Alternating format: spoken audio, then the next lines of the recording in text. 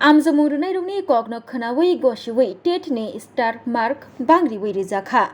Teacher qualification ni bagai TET 1 TET 2 amjokmungni sengmung belai rokno rogoi amjamurunai rungni bisingo belaikino orai porai nangai tongmani paithago a orai porai rokno tiyei srai khlaifeka TRB teacherman Dr. Pratush Ranjan Dev Fashalo kokthum panda khlaiei Dr. Pratush Ranjan Dev saikna rakha Science Day Social Study o kainei subject notiyei amjokmung naharjakmani Science of 150 sungmungni bisingo eba question ni bisingo 77 sungmung rokno tiyei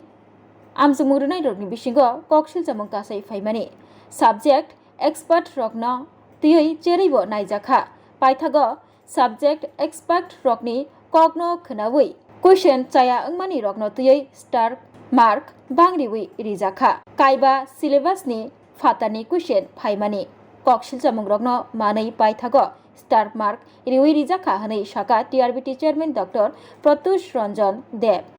Teachers Requirement Board Tripura Chairman Dr. Pratush Ranjan Dev bote boshaka social study 150 question ni bisingo 74 question notiyei koksil jamung bahino kasai faimani amjamurunai rokni bisingo arni bisingo expert rokni naikol mungbai syllabus ni fatani faijak question rokno bo number riwi rijaka hanei shakabo TET পরীক্ষা যেটা টি-টেট নামে পরিচিত টি-টেট 2024 এটা একটু দেরিতে পরীক্ষা হয়েছে এই বছরের আমাদের এপ্রিল মাসের 27 তারিখে হয়েছে টি-টেট পেপার 2 পরীক্ষা যেটা 6 to 8 এর টিচার যারা হবেন তাদের জন্য আর মে মাসের 4 তারিখে হয়েছে টি-টেট পেপার 1 পরীক্ষা যেটা ক্লাস 1 থেকে 5 পর্যন্ত যারা টিচার হবেন তাদের জন্য নির্বাচনী পরীক্ষা মানে যোগ্যতা নির্ধারণের পরীক্ষা তো আমাদের এই পরীক্ষায় মোট আমাদের সারা ত্রিপুরা রাজ্যে 8টা সেন্টারে পরীক্ষা হয়েছে আপনারা জানেন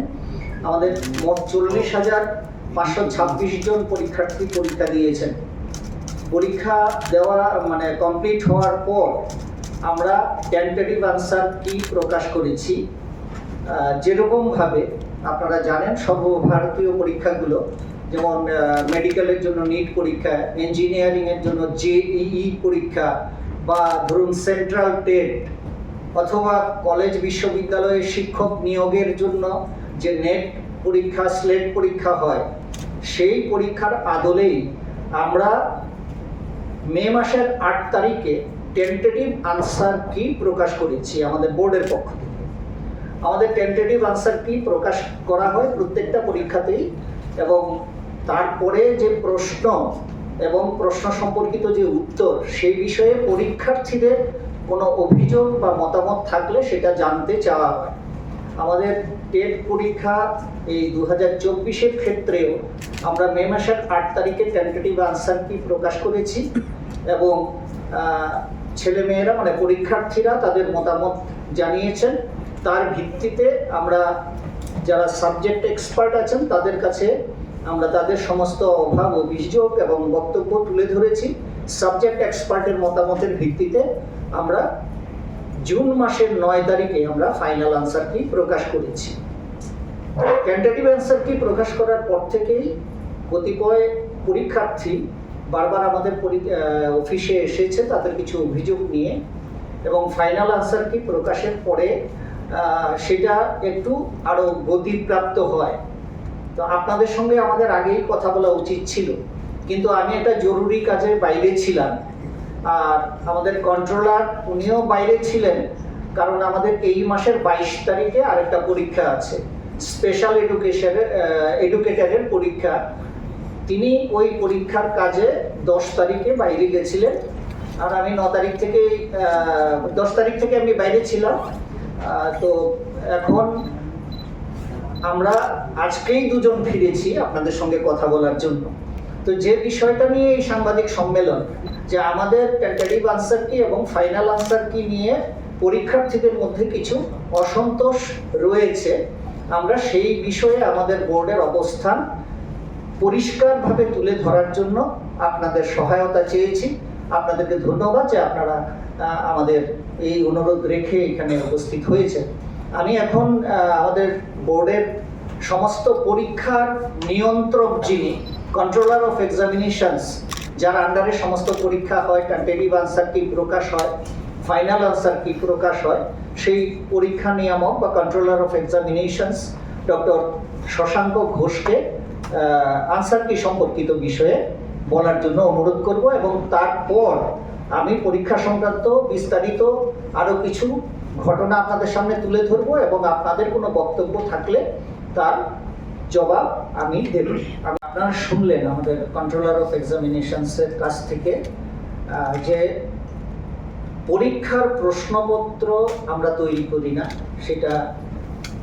যে বিষয়ের প্রশ্ন সেই বিষয়ের বিশেষজ্ঞ শিক্ষকরা তৈরি করেন, এবং পরীক্ষার আনসার কিও আমরা তৈরি করি না, সেটাও বিশেষজ্ঞ শিক্ষকরা তৈরি করেন। এবং এইভাবেই টেন্টেটিভ আনসার কি পাবলিশ করা হয়, এবং পাবলিশ করার পরে যখন পরীক্ষার্থীদের কাছ থেকে অভাব অভিযোগ আসে, তখন আমরা পরীক্ষার্থীদের সমস্ত বক্তব্য যারা অনলাইনে ওরা যারা পেশ করেন, যা যা কমেন্টস সহ আমরা সেগুলো পাঠাই সাবজেক্ট এক্সপার্টদের কাছে। একাধিক সাবজেক্ট এক্সপার্টের কাছে পাঠানো হয়,